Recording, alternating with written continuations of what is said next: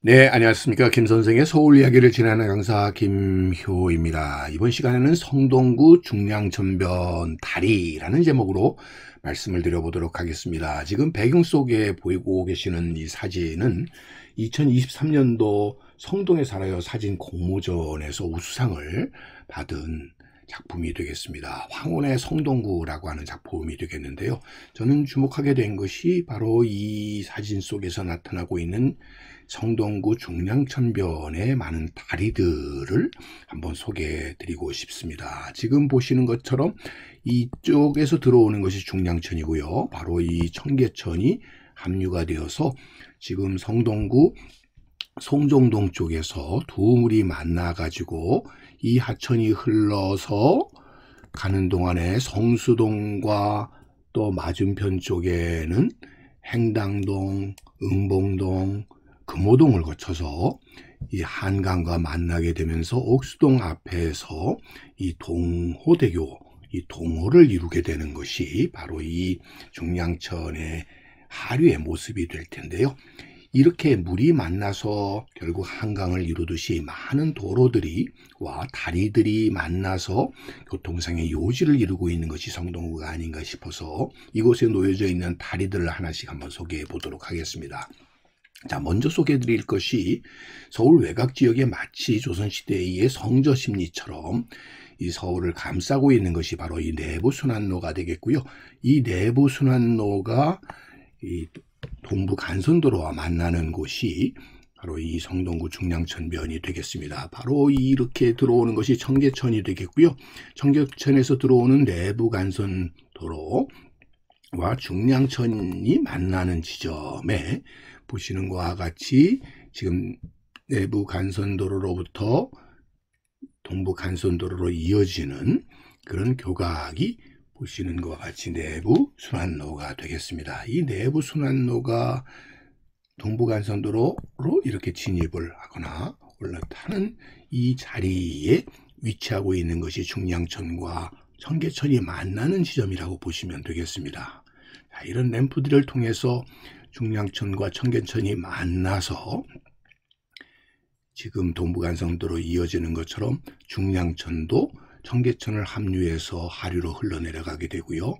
그러는 가운데 옛 다리, 돌다리인 또 하나의 다리를 만나게 되니 그 다리의 이름이 일명 살고지 다리에 해당이 되겠습니다. 흔히 제반교라고 하는 공식적인 명칭보다는 살고지 뻘이 있는 뚝섬 쪽으로 연결된 다리라고 해서 살고지 다리, 전곳교 이런 명칭으로 붙여진 것으로 특히 이 국가 문화재로서 범으로서 지정이 된 다리로 현존하는 조선시대 다리 중에서 가장 긴 다리로 이렇게 주목받고 있는 것이 이 살고지 다리가 되겠습니다. 옛 지수에서 보시는 것처럼 이 중량천을 사이에 두고 뚝섬과 연결을 했었던 그 다리의 모습이 이 시대바다의 모습들을 확인해 볼 수가 있겠고요. 특별히 동쪽으로 가는 중요한 길목에 위치하고 있었던 다리가 바로 이 살고지 다리였다고 보시면 되겠습니다. 오늘날의 이 살고지 다리의 기능을 대신하게 된 것이 바로 이 성동교가 아닐까 싶습니다. 성동교라고 하는 것이 뚝섬과 연결되는 다리로 처음에 개통되었을 때 비해서 현재의 다리라고 하는 것은 왕복 6차선의 큰 다리로서 중량천을 넘어서 이 성수동 지역과 왕십리 지역이 연계되는 중요한 다리의 기능을 하고 있다고 보시면 되겠고요. 이 다리의 경우는 지하철 2호선에 지하철도 연계되는 철교의 기능도 함께 하고 있어서 결국 이 중량천변 중에 교통로로서는 아주 중요한 기능을 하고 있는 것이 성동교라고 볼 수가 있겠습니다. 이어서 우리가 만나볼 수 있는 것이 이 응봉교가 되겠습니다. 응봉교라고 하는 것은 이 응봉동과 건너편 서울숲 사이를 연결하고 있는 다리가 되겠는데요. 자, 이 다리가 이어져서 성수대교로 이어짐으로써 한강의 강남북을 연결하는 중요한 간선도로 망 속에 이 응봉교가 자리 잡고 있다라고 보시면 되겠습니다. 응봉 사거리 쪽에서 중량천변을 바라보는 쪽에 응봉교의 모습이 되겠습니다. 이어서 또 소개해 드릴 수 있는 것이 용비교가 되겠습니다. 용비교라는 말부터가 마치 이 두 물, 즉 중량천과 한강이 만나는 지점에서 마치 물 한 개가 피어오르듯이 용이 오른단 모습이라고 해서 붙여진 것이 용비교가 되겠는데요. 이 용비교는 응봉산 자락을 끼고 이렇게 만들어진 다리가 되겠습니다.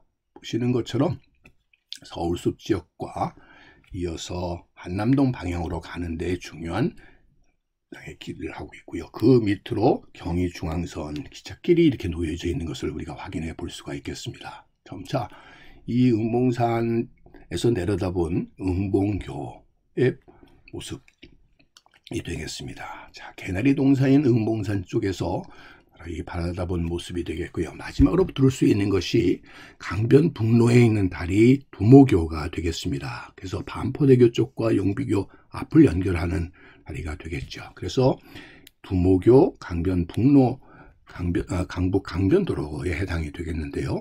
바로 이 야경도 아름다운 다리가 연결되어서 동호대교를 거쳐서 한남대교, 반포대교 등으로 이어지는 바로 도로가 강변북로의 바로 두모교가 되겠습니다. 이 두모교의 모습을 통해서 오늘날 한강과 중량천이 이렇게 서로 만나는 지점의 모습을 이렇게 확인해 볼 수가 있는 것이죠. 이처럼 이 중량천이 한강과 만나는 지점에 이런 많은 다리들은 마치 이제까지의 중량천이 가졌었던 하나의 장애물로서의 그런 것을 넘어서는, 그렇게 함으로써 교통상의 새로운 하나의 만남의 장소로서 많은 다리들이 이어지게 되었다라고 보시면 되겠습니다. 그러다 보니까 응봉산에서 내려다보는 이런 다리들의 모습 자체가 서울의 십경으로 꼽힐 만큼 그런 의미에서 아름다운 야경까지 우리에게 제공해주고 있는 것이 바로 중량천의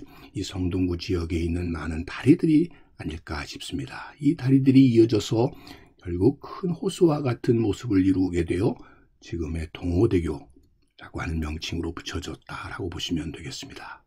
오늘 이 시간에는 바로 이렇게 응봉산을 중심으로 해서 이루어졌었던 이 중량천변의 많은 다리들에 대해서 꽃밭을 가꾸는 김 선생이 소개해 드렸습니다.